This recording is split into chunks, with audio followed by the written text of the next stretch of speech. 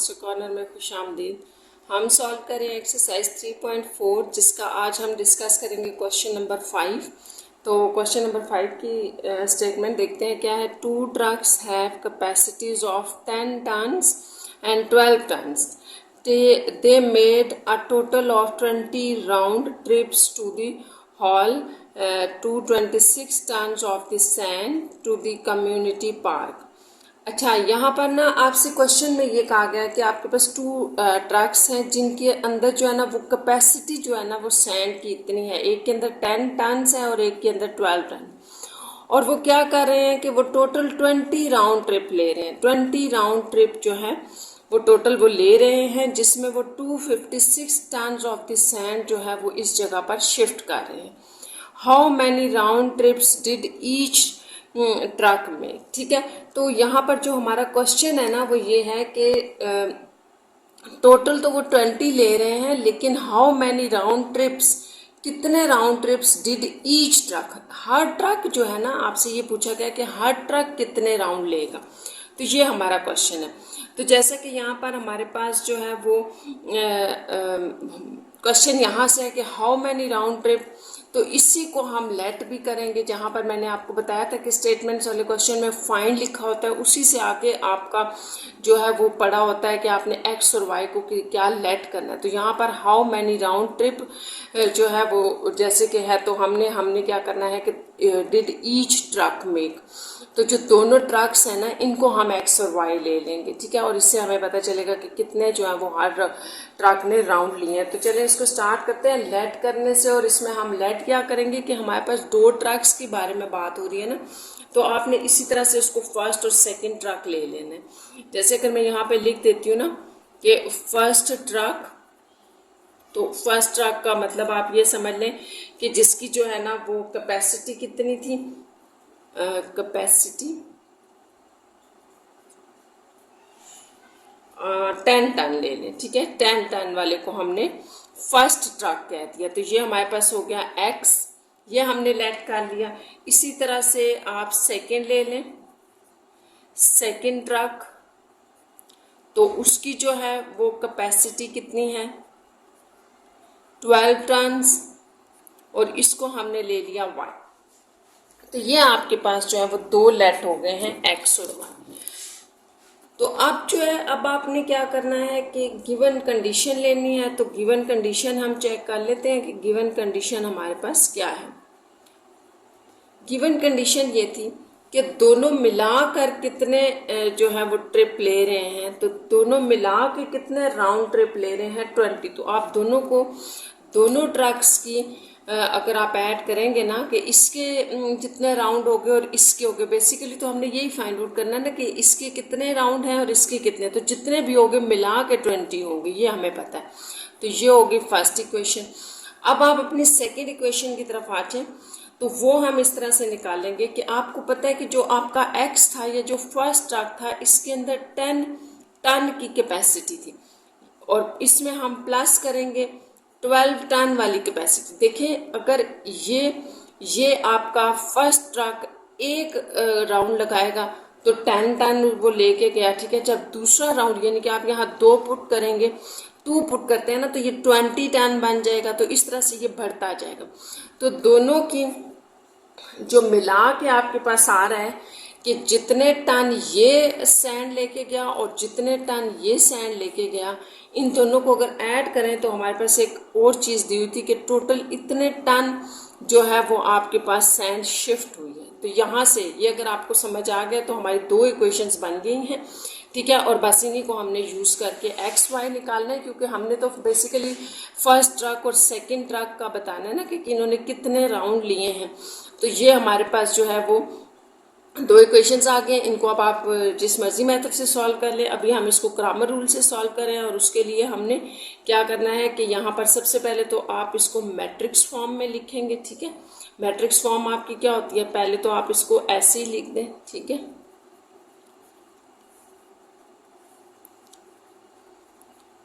फिर next step में आप यहाँ से कोफिशिएंट्स और वेरिएबल अलग अलग करते हैं, तो x का कोफिशिएंट 1, y का 1, ऐसे गैप के साथ लिखना है। ये 10, ये 12 और x y को आप लगा देंगे यहाँ बाहर, ठीक है।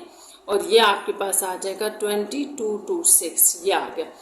यहाँ तक हो गया। अब हमने इसके बाद लेट करना होता है कि लेट, ये आपके पास a है, ये कैपिटल X है और ये b है, और यहाँ से हम लेट करेंगे a, सिर्फ ले लेते हैं क्योंकि हम ग्रामर रूल से इसको सॉल्व कर रहे हैं ना, तो ये यूँ आ जाएगा, ठीक है। अब इसी a को जो है इसका हम अगर डिटर्मिनेंट ले लें तो अब मैं आपको एक d से भी सॉल्व करके बता देती हूँ, जैसे आपकी एग्जांपल्स में है। तो वैसे d और कुछ नहीं है, इन्हीं चीज़ों को लिखा हुआ है। d क्या हो जाएगा, d आपके पास a डिटर्मिनेंट को ही कहते हैं। तो d आपके पास क्या निकल आए, यहाँ पे आप इन दोनों को मल्टीप्लाई करें, 1 into 12 प्लस, सॉरी माइनस होता है बीच में, और 10 into 1, तो ये आपके पास a डिटर्मिनेंट या d आ जाएगा। तो ये देख लेते हैं हमारे पास क्या है। इसको सिंपल आपने सॉल्व करना है, मल्टीप्लिकेशन करनी है। तो d आपके पास आ गया 12 माइनस 10, तो d को आप 2 भी लिख सकते हैं। तो ये आपके पास आ गया डिटर्मिनेंट। अब नेक्स्ट हमने निकालना है ax, जिसको आप dx भी कह सकते हैं। तो ये आपके पास किसके इक्वल होता है, या आप कैसे निकालते हैं, जो a मैट्रिक्स है ना आपका, वो लिख लेते हैं और साथ में b भी लिख लें। b आपका ये था, तो b को जब आप a के फर्स्ट कॉलम की जगह रिप्लेस करते हैं तो ये ax या dx कहलाता है, और इसको हम ऐसे लिख सकते हैं, ऐसे और ऐसे, ठीक है। अब नेक्स्ट स्टेप में हमारे पास इसका डिटर्मिनेंट होता है। तो डिटर्मिनेंट में आपके पास आ जाएगा 21, 2 to 6 और 12। ये अब यहाँ पर डिटर्मिनेंट हम फाइंड आउट कर लेते हैं। तो ये दोनों की मल्टीप्लिकेशन होगी माइनस इनकी, तो ये माइनस ये आ गया। यहाँ से आपके पास आ जाएगा 14, ये आ गया। नेक्स्ट हम चलते हैं, इसी को हम dx भी कह रहे हैं। अब आपने dy या ay जो आप कहते हैं वो फाइंड आउट करना है, ठीक है। तो वो हमारे पास क्या आ जाएगा, ay निकालने के लिए हमने यहाँ जो ऊपर किया है, ये मैं रिपीट कर देती हूँ, यहाँ पर आप आ जाए, देखें a को b को आपने फर्स्ट कॉलम की जगह रिप्लेस किया था। अब इसी b को अगर हम सेकंड कॉलम की जगह रिप्लेस करते हैं और इसको एज इट इज़ लिख दें, तो ये आपका dy या ay होगा, ये, ठीक है। सॉरी, इसको मैं दोबारा लिख रही हूँ, ये मैंने गलत लिख दिया है। आपने इसको सेकंड पोजीशन पे करना था, वो फर्स्ट पे हम कर चुके हैं, यहाँ पे डाल दें इसको, ये आ गया। अब आपने इसका डिटर्मिनेंट लेना है, और डिटर्मिनेंट लेने के लिए आप इसका मॉड ले लें। तो ay का मॉड आपके पास आ जाएगा, बार्स में लिख लिया हमने, ठीक है। फिर आपको पता है डिटर्मिनेंट कैसे लिखते हैं, इनकी मल्टीप्लिकेशन होगी, यानी कि प्राइमरी डायगोनल को मल्टीप्लाई करते हैं हम, फिर सेकेंडरी डायगोनल की वैल्यूज को आपने मल्टीप्लाई करना है। तो ये आपके पास आ जाएगा 226, ये आपके पास आ गया। इसको आप dy कह रहे होते हैं। तो अब बड़ा आसान है, ग्रामर रूल देखें क्या है। ग्रामर रूल में आप कहते हैं small x is equals to dx over d, ठीक है। तो dx क्या था आपके पास, बेसिकली ax का जो हमने लिया हुआ था डिटर्मिनेंट, और d का डिटर्मिनेंट था, यानी कि d कह रहे थे हम a के डिटर्मिनेंट को। तो ax हमारे पास था 14 डिवाइडेड बाय a आपके पास था, a भी लिख लेते हैं, a हमारे पास था 2। तो इस तरह आपके पास जो x बन रहा है वो है 7, ठीक है। और जो y है वो आपका dy ओवर d बनेगा, जिसको आप ay ओवर a डिटर्मिनेंट कहते हैं। तो ये आपके पास आ रहा था ay, अभी हमने ऊपर निकाला है 26, और a का डिटर्मिनेंट जो था वो हमारे पास 2 था। 13, y आपके पास आ गया 13। तो इसको आप ये कह सकते हैं कि आपके पास आप इसको लिख सकते हैं कि एक्स मेड, एक्स क्या था, फर्स्ट ट्रक, ठीक है, first truck made 7 round trip. और वाई जो था, वाई क्या कर रहा था, वाई मेड 13 राउंड ट्रिप।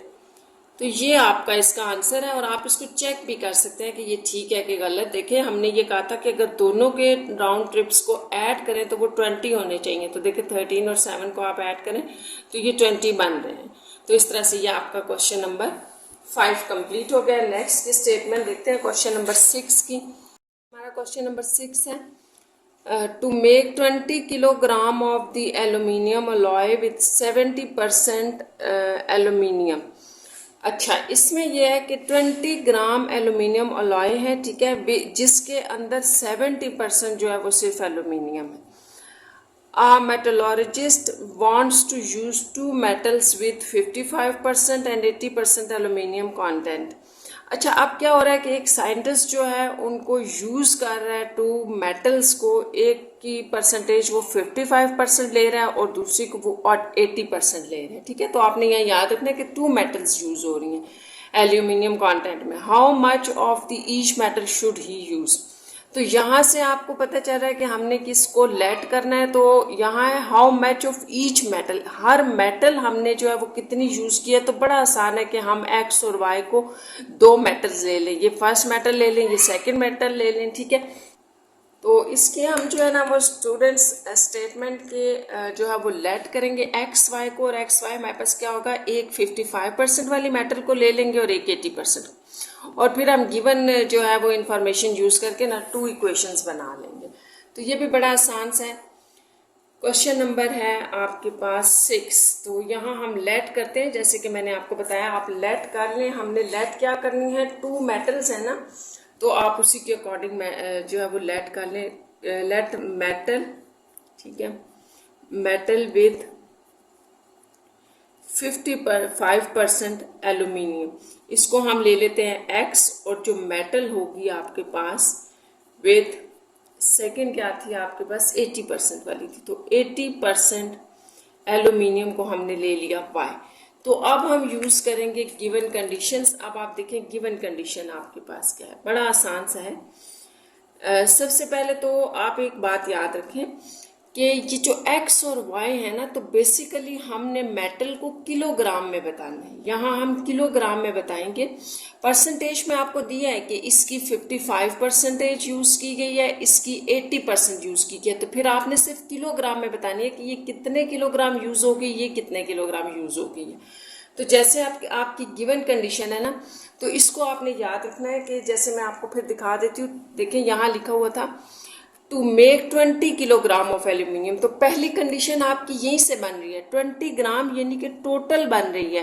तो जो परसेंटेज आप x और y की लेंगे, इनको मिला के 20 ग्राम बन रही है। तो फिर यहाँ हम फर्स्ट कंडीशन लिखेंगे कि दोनों की जब हम मिलाएंगे तो वो 20 ग्राम आपके पास होगी टोटल एल्यूमिनियम। ये तो फर्स्ट हमारे पास जो है वो कंडीशन बन गई। अब सेकेंड कंडीशन ये है, ये भी आपने बड़े गौर से देखनी है कि सेम एक्स जो है ना, यानी कि ये जो मेटल थी वो 55% ली गई है, ठीक है, और ये जो वाई मेटल है ये 80% ली गई है।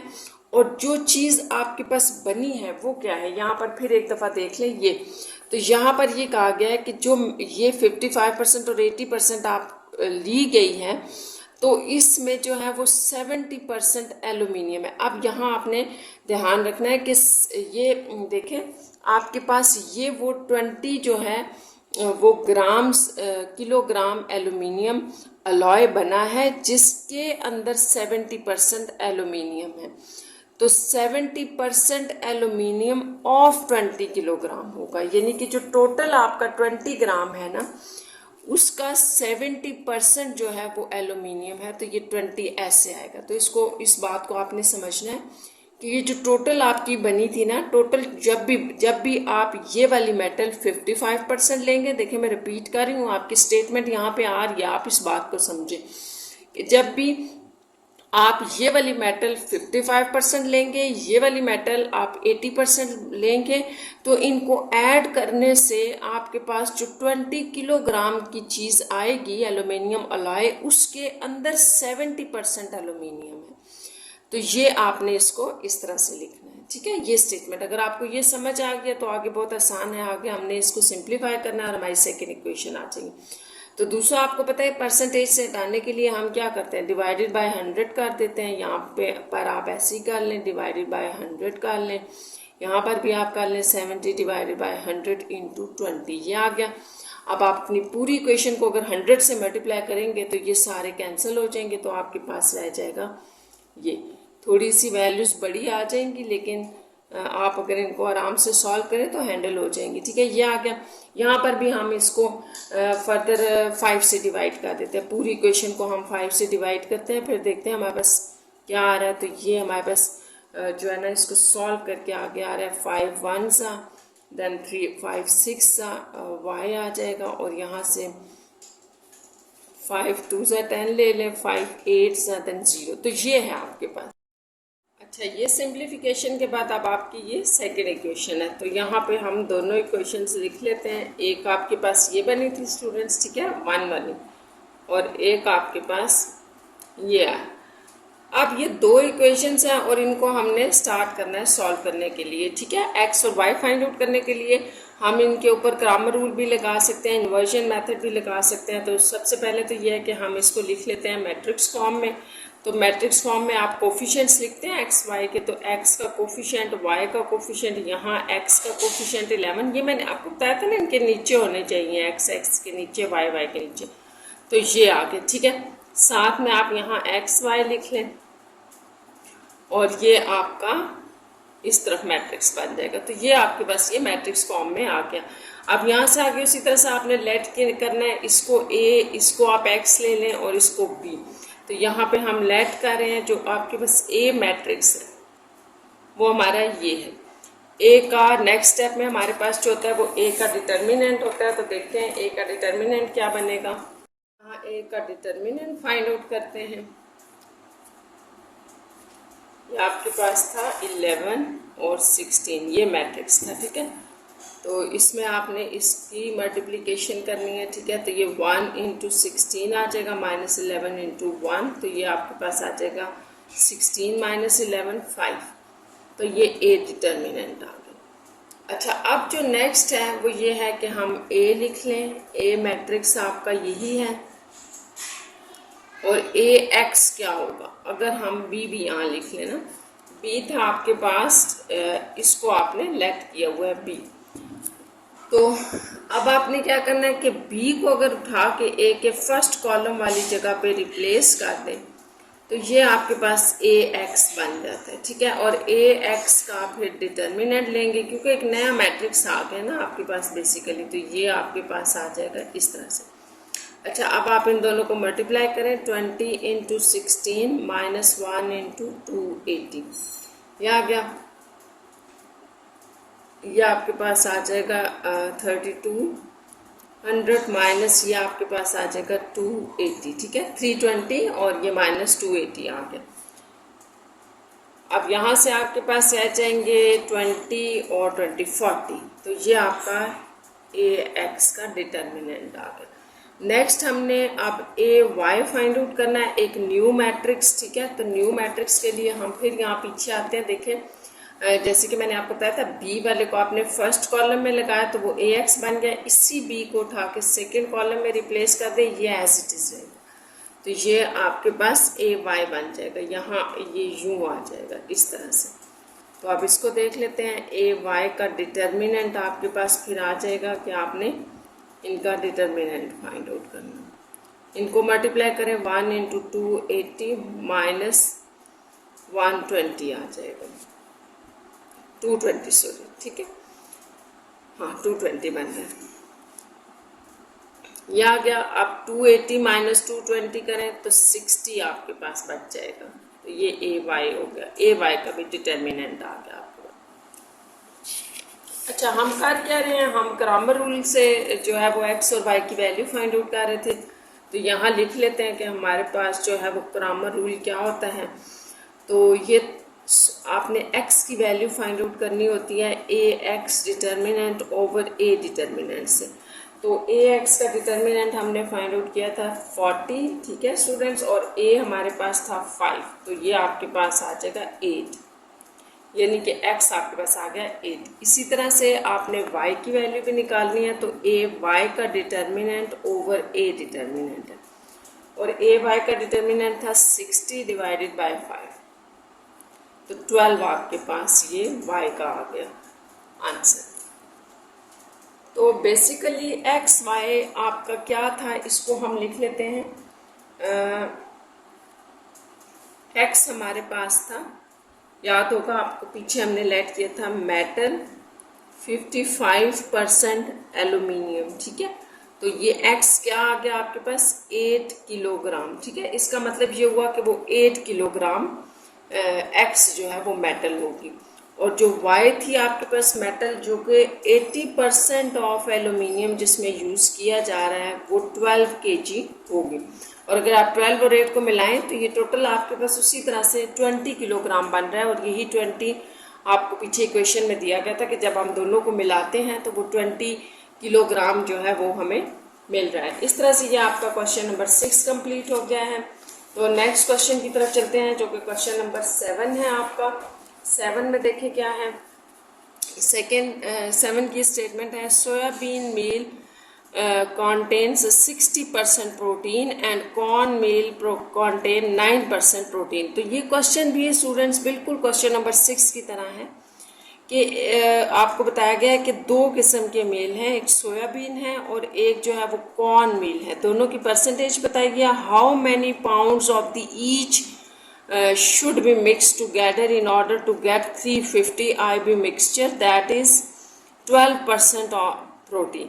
तो ये बिल्कुल सेम ऊपर वाले क्वेश्चन की तरह है कि आपने यहाँ पर दोनों को, जैसे सोयाबीन और कॉर्न मील है, इनको x और y ले लेंगे, तो x और y यानी कि दोनों मील को जब आप ऐड कर रहे हैं तो आपके पास इतना मिक्सचर जो है वो आपको मिल रहा है 350 मिक्सचर। ये तो आपकी पहली मतलब लाइन इक्वेशन बन जाएगी इस कंडीशन से। दूसरा आप इसको परसेंटेज के हिसाब से लेंगे कि जो सोयाबीन इतने % हो उसमें प्लस करेंगे कॉर्न मील इतने %, तो वो क्या बनेगा 12% ऑफ दिस मिक्सचर बन जाएगा, ठीक है। तो ये बड़ा आसान है, यहाँ से हम इक्वेशंस जो है वो बना लेंगे। सबसे पहले आपने लेट देखें क्या करना है, जैसा कि आपको क्वेश्चन में कहा गया है ना कि how many pounds of each should be, तो दोनों के बारे में पूछा गया कि वो दोनों कितने होंगे। तो आपने सबसे पहले सोयाबीन मील और कॉर्न मील को x और y लेट करना होगा, ठीक है। तो हम लेट कर लेते हैं इसको। सबसे पहले सोयाबीन जो मील था आपके पास उसको हमने x लेट कर लिया, ठीक है, ये हो गया। और दूसरा आपके पास था कॉर्न मील, ठीक है। तो कॉर्न मील को देख लेते हैं, वो क्या है हमारे पास, वो y है। तो जैसा कि मैंने आपको बताया ना कि दोनों मिक्सचर्स को जब आप इसको और इसको ऐड करें तो ये तो बड़ा आसान हो गया, दोनों को ऐड करेंगे जो टोटल मिक्सचर बन रहा है वो इतने IB था, ठीक है। ये यूनिट दी हुई है साथ आपको कि इतने जो वो पाउंड्स आपके पास मिक्सचर तैयार हो रहा है। तो ये इस तरह आपकी फर्स्ट इक्वेशन बन गई। अब सेकंड के लिए मैं पहले लिख देती हूँ, फिर मैं आपको समझा देती हूँ। आपकी जो बुक में स्टेटमेंट है उसमें है 16% ऑफ सोयाबीन प्लस जो था वो आपके पास 9% of corn meal is equals to, देखिए यहाँ पर आपसे कहा गया कि जब भी आप सोयाबीन 60% लेंगे और कॉर्न मील जो है वो 9% लेंगे तो आपके पास रेडी क्या होगा, आपके पास जो है वो 12% जो है वो इसका रेडी होगा, 12% ऑफ 350।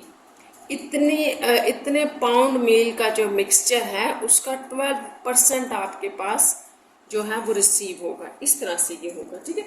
तो इतने % उसमें 12% जो है मिक्सचर 12% मिक्सचर में इतने ऑफ 12% जो है वो आपके पास प्रोटीन होगी, यानी कि प्रोटीन आपके पास इसके अंदर इतनी होगी। तो बड़ा आसान सा, अगर आपको ये बात समझ आ गई है तो बस इसको आगे सिंप्लीफाई करना है। सिंप्लीफिकेशन आप उसी तरह से कर ले जैसे मैंने आपको बताया था 16/100, इस परसेंटेज की वजह से हम लगा रहे हैं, प्लस 9% हटाने के लिए ओवर 100 y 12/100 ऑफ 350। तो अगर आप तीनों वैल्यूज़ को 100 से मल्टीप्लाई करते हैं ना तो ये कैंसिल हो जाएंगी। तो आपके पास 16x plus 9y is equals to, इन दोनों को हम मल्टीप्लाई कर लेते हैं तो ये मेरे पास आ रहा है 4200। तो ये आप जो है ना फर्दर कैंसिलेशन नहीं हो रही, तो ये आपके पास सेकेंड इक्वेशन बन गई है। ठीक है, फर्स्ट इक्वेशन ये थी, सेकेंड इक्वेशन आपके पास ये बन गई है। तो अब हम इन दोनों को सॉल्व करते हैं, क्रॉमर रूल ही लगा लेते हैं क्योंकि यहाँ कोई रूल बताया हुआ नहीं है किससे फाइंड आउट करें। तो क्रॉमर रूल लगा के हम एक्स और वाई यानी कि हम ये बता देंगे कि सोयाबीन जो है, क्योंकि आपका क्वेश्चन था ना कि how many pound of each, तो हम बता देंगे कि एक्स इतने पाउंड यूज़ हुआ और वाई इतने पाउंड यूज़ हुआ। तो चलिए सबसे पहले तो हम ये करते हैं कि इन इक्वेशंस को मैट्रिक्स फॉर्म में लिख लेते हैं। ठीक है, फिर आगे इसको सॉल्व करते हैं। तो इनको मैं अगेन लिख रही हूँ, इन इक्वेशंस को जो हमें मिली हैं स्टेटमेंट से। वो थी, एक आपके पास थी x plus Y is equals to 350 थी, दूसरी आपके पास 16x प्लस 9y। अच्छा, यहाँ पे आपके पास वैल्यूज़ थोड़ी सी बड़ी हो गई हैं। अगर आप इनको पॉइंट्स में लेके जाते हैं, सॉल्व करते हैं, आपको इजी लगता है तो वो भी ठीक है, नहीं तो ये भी ठीक है। यहाँ से भी ये मैट्रिक्स फॉर्म में कन्वर्ट हो जाएंगी। ठीक है, ऐसे करके देखें, हमने सिर्फ जो है वो कोफिशिएंट्स लिखे, x के नीचे x है, y के नीचे y, तो ये कोफिशिएंट्स लिख लें, इधर x और y लिखते हैं वेरिएबल, और यहाँ पर आपके पास इक्वालिटी के दूसरी तरफ ये मैट्रिक्स बन जाता है जो कॉन्स्टेंट्स का होता है। इसके बाद हम लेट करते हैं इसको, a ये हमारा x होता है, ये b, तो हमने लेट किया हुआ है a को, ये है। ठीक है, और यहाँ आप अपना b भी लिख लें क्योंकि इसी का काम है, b यूज़ होगा। अच्छा, अब a से a डिटर्मिनेंट पे आएंगे, a डिटर्मिनेंट फाइंड आउट कर लेते हैं इस तरह से। तो ये a डिटर्मिनेंट होगा आपके पास इन दोनों की मल्टीप्लिकेशन, ठीक है, इन दोनों की, और फिर इन दोनों की मल्टीप्लिकेशन माइनस के बाद, तो ये आ गया।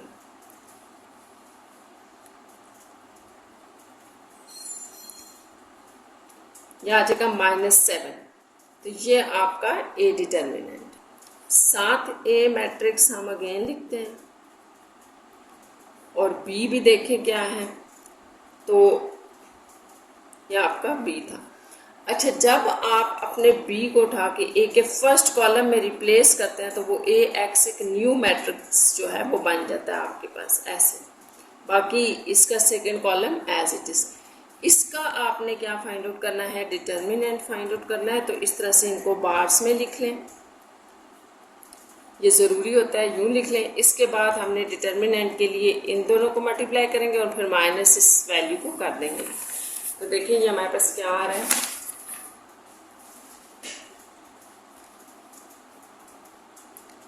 ax का डिटर्मिनेंट आपके पास आ रहा था 350 इंटू 9 माइनस 1 इंटू 4200, ये आ गया। तो ये आपके पास आ रहा है, इसको चेक कर लेते हैं। 350 इंटू 9, तो ये आपके पास आ रहा था 3150 माइनस 42।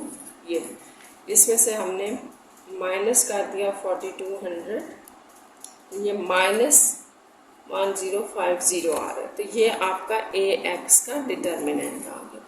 यहाँ तक हो गया। नेक्स्ट अब हमारा जो काम है वो ये है कि हम b डिटर्मिनेंट फाइंड आउट कर लें, सॉरी ay का डिटर्मिनेंट फाइंड आउट कर लें। ay सबसे पहले आपने फाइंड आउट करना है, और ay क्या होगा कि ये एक ऐसा मैट्रिक्स होगा, यहाँ पर देखें, जहाँ पर a में आप b को उठा के सेकेंड वाले कॉलम की पोजीशन पे रख देंगे, तो a मैट्रिक्स जो है वो चेंज होके आपके पास ये आ जाएगा।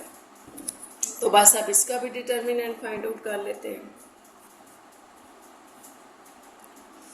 यहाँ आपने बार्स लगानी है, ये बार्स हैं।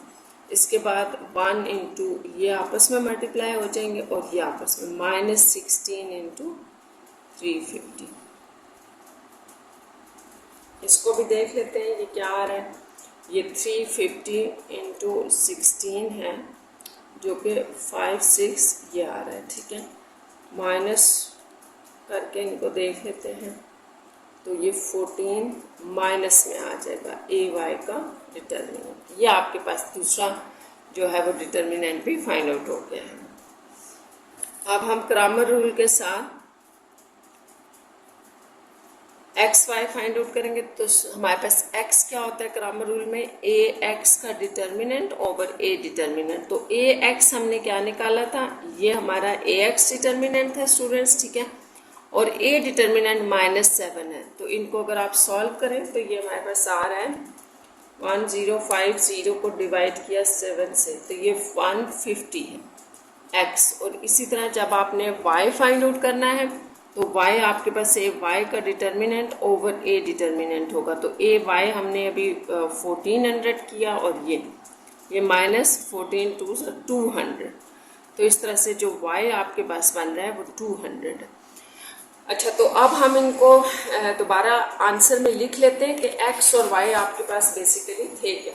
तो जो हमने इनको लेट किया था वहीं से हम चलेंगे कि x जो है, x हम कह रहे थे कि क्या था, वो हमारे पास था सोयाबीन मील।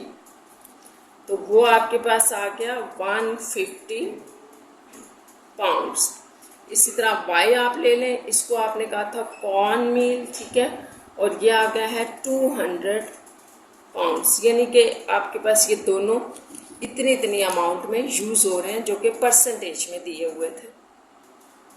अब हम इसका लास्ट क्वेश्चन देखते हैं, क्वेश्चन नंबर 8। तो इसकी स्टेटमेंट है the parameter of the lot is 190 metre, the width is 1/4 of the length, find the dimensions. तो सबसे पहली बात तो ये है कि वही बात के फाइंड डायमेंशंस है ना, तो आप एक्स और वाई ले लें, लेंथ और विड्थ को, ठीक है। नेक्स्ट आपके पास जो है वो लॉट कोई बड़ा सा कंटेनर है, the parameter of lot is 190 metre, ठीक है, आपको 190 उसका पैरामीटर दिया गया। तो विड्थ और लेंथ के बारे में भी 1/4 का आगे। चलिए इसको स्टार्ट करते हैं। सबसे पहले तो हम एक्स वाई को लेंथ और विड्थ जो है वो सपोज कर लेते हैं। बड़ा आसान सा क्वेश्चन है, देखिए लेट कर लें कि जो लेंथ ऑफ द लॉट है वो एक्स है और जो विड्थ है उसको हम y ले लेते हैं। तो सबसे पहली बात तो ये कि आप गिवन कंडीशन की तरफ आ जाए, ठीक है। गिवन कंडीशन क्या है आपके पास, तो सबसे पहली बात है कि आपको ये पता होना चाहिए कि पैरामीटर क्या होता है। तो आपको तो पता है पैरामीटर क्या होता है, 2 length plus 2 width is equals to आपके पास होता है पेरीमीटर। ये तो आपने याद रखना है, ठीक है। 2 लेंथ प्लस 2 विड्थ पैरामीटर होता है। तो ये तो हमारी पहली जो है वो इक्वेशन बन गई, क्योंकि ये आपको गिवन था पैरामीटर कितना था लॉट का, ये तो ये आपकी पहली इक्वेशन बन गई। अब सेकेंड इक्वेशन की तरफ चलते हैं। तो उसमें भी आपको ये दिया गया था कि the width is 1/4 of the length. तो बड़ा आसान है कि विड्थ जो है आपके पास इज इक्वल्स टू 1/4 लेंथ है। तो यहाँ लगा दें, विड्थ आपने y ली हुई है, 1/4 x आ जाएगा, ठीक है। x को पॉजिटिव रखना है, इसको उस तरफ ले जाएं, इधर 0 कर दें। 1 यहाँ से बल्कि आप ना पहले क्रॉस मल्टीप्लिकेशन से 4 को हटा दें तो ये 4y हो जाएगा। पहले आप इसको थोड़ा ऐसे लिख लें, 4y is equals to x। अब आपने x को पॉजिटिव रखना है तो इस वैल्यू को उस तरफ ले जाएं, x -4y हो जाएगा। या आप इसको लिख सकते हैं x -4y इक्वल टू 0। तो इस तरह से ये आपके पास दूसरी जो है वो इक्वेशन बन गई है। तो ये बड़ी आसान से थी स्टूडेंट्स कि यहाँ पर अगर हम इन इक्वेशंस को सेट कर लें, जैसे ये आपकी पहली इक्वेशन थी ना, तो इसको थोड़ा यूँ कर लेते हैं, इसको 2 से डिवाइड कर लें, ज़रा और सिंप्लीफाई हो जाएगी। तो x प्लस वाई, ठीक है, ये कैंसिल हो गया, 9 2 5 सा 10, 95 आ जाए। तो ये आपकी पहली इक्वेशन बनी। दूसरी इक्वेशन लिख लेते हैं, x -4y इक्वल टू 0। तो जैसे कि मैंने आपको बताया था कि मैट्रिक्स फॉर्म में जाने के लिए x के नीचे x, y के नीचे y का होना जरूरी है और कांस्टेंट साइड पे हो तो आप बड़ी इजीली जो है वो मैट्रिक्स फॉर्म लिख सकते हैं। तो यहाँ से हमारे पास जो मैट्रिक्स फॉर्म बन रही है वो मैं लिख देती हूँ। पहले मैं यहाँ पे ना अगेन इक्वेशंस लिख देती हूँ। हमारे पास थी x plus Y is equal to 95 आ रहा था और x -4y इक्वल टू 0। तो अब जब आप मैट्रिक्स फॉर्म में जाएंगे तो आपके पास क्या आ जाएगा, इसको एक दफ़ा यूँ लिख लें, ठीक है। इस तरफ वाली इक्वल के दूसरी तरफ वाले कॉन्स्टेंट्स एक मैट्रिक्स फॉर्म में आ जाएंगे। यहाँ से आपने कोफिशिएंट्स लिखना है, x का 1, y का 1, x का 1, y का -4। और वेरिएबल को अलग अलग कर देना। यहाँ से आपके पास ये आ जाता है, क्योंकि जब आप इसकी मल्टीप्लिकेशन करते हो ना तब बैक में ये चीज़ दोबारा बन जाती है। ये वैसे भी हमने मैट्रिक्स फॉर्म और फिर फॉर्म जो लीनियर इक्वेशंस की फॉर्म्स हैं वो सारा हमने पढ़ा था। तो यहाँ से नेक्स्ट स्टेप आपका है कि आप इनको लेट कर लें, ए बी और x कह लें। अब आपने जो लेट किया है उसमें a आपका है 1 1 1 -4, ठीक है, और b है आपका 95 0। तो हम इसको भी क्रैमर रूल से करेंगे, कोई रूल बताया नहीं गया ना, तो हम क्रैमर रूल से करेंगे क्योंकि वो इजी होता है करना। तो नेक्स्ट में यहाँ पर हम a का डिटर्मिनेंट ले रहे हैं ऐसे। तो a डिटर्मिनेंट आपके पास आ जाएगा इन दोनों की मल्टीप्लिकेशन, ठीक है, और फिर इनकी -1 × 1। तो ये -4 -1, तो ये आपके पास a डिटर्मिनेंट आ गया -5। नेक्स्ट हम a मैट्रिक्स लिखते हैं 1 1 1 -4 और b है आपके पास 95 0 ये। तो इसको उठा के जब आप फर्स्ट पोजीशन में रखते हैं तो वो ax एक न्यू मैट्रिक्स बन जाता है। फर्स्ट कॉलम में रखें ना a के, तो ये बन जाता है। अब इस मैट्रिक्स का हमने डिटर्मिनेंट लेना है। ये आपके पास ax था, ठीक है, मैंने डिटर्मिनेंट फॉर्म में लिख लिया है। अब आप मल्टीप्लाई करते हैं तो ये -4 × 95 -0, क्योंकि 0 × 1 0 हो जाएगा, और ये आपके पास आ जाएगा 95 × 4 आ रहा है -380। तो ये आपका ax का डिटर्मिनेंट आ गया। इसी तरह आप a अगेन लिख लें। a मैट्रिक्स था आपके पास, ये सॉरी हम a मैट्रिक्स लिख रहे थे, तो ये मैं चले दोबारा लिख देती हूँ। a था आपके पास 1 1 और यहाँ पर भी आपके पास था, मैं दोबारा चेक कर लेती हूँ, ये भी 1 था 1 -4। तो ये आपके पास मैट्रिक्स था a, और साथ में जो b है वो भी लिख लेते हैं 95 0। अब इस b को अगर आप सेकेंड कॉलम वाली पोजीशन पे a के रखते हैं तो वो a y मैट्रिक्स एक न्यू मैट्रिक्स आपके पास आ जाएगा 1 यहाँ से 95 और 0, यानी कि इसको उठा के हमने इस कॉलम वाली जगह पे रखते हैं, ये a y आ गया। तो इसी तरह a y का डिटर्मिनेंट ले लें, मल्टीप्लिकेशन है इनकी और इनकी, ठीक है, तो ये 1 0 0 ही हो जाएगा -95। तो ये आपके पास -95 जो है वो a y का डिटर्मिनेंट आ गया। नेक्स्ट हमारा स्टेप होता है कि हम इसके ऊपर क्रैमर रूल लगाएं, और क्रैमर रूल से हमारे पास जो x होता है वो ax determinant over a determinant होता है। ax हम निकाल चुके हैं 380 डिवाइडेड बाय a डिटर्मिनेंट था हमारे पास, चलिए इसको चेक, -5 आ रहा है, ठीक है, तो ये था, इसको आप कैंसिल आउट कर दें और ये आपके पास बन रहा है 380 डिवाइडेड बाय 5 आ रहा है 76। ये आपका x हो गया। साथ में हम y भी फाइंड आउट कर लेते हैं।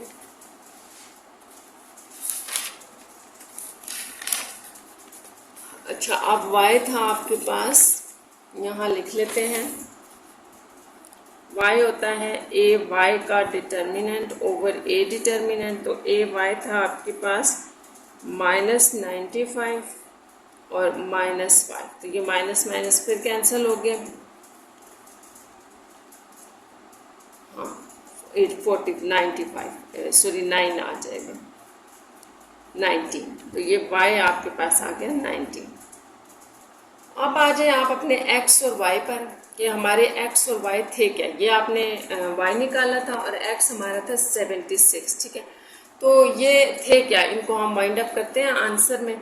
तो x जो था वो हमारी थी लेंथ, ठीक है, लेंथ ऑफ द लॉट थी जिसको हमने x लिया हुआ था, तो वो आ गई 76, क्योंकि ये मीटर में दिया था ना पैरामीटर, तो ये इसमें आ जाएगी। और विड्थ भी आप लिख लें, विड्थ है आपके पास y थी स्टूडेंट्स, और वो आपके पास आ गया 19 मीटर। तो इस तरह से ये आपका जो क्वेश्चन नंबर 8 था 3.4 का कंप्लीट हो गया, और साथ ही एक्सरसाइज भी आपकी यहाँ कंप्लीट हो गई।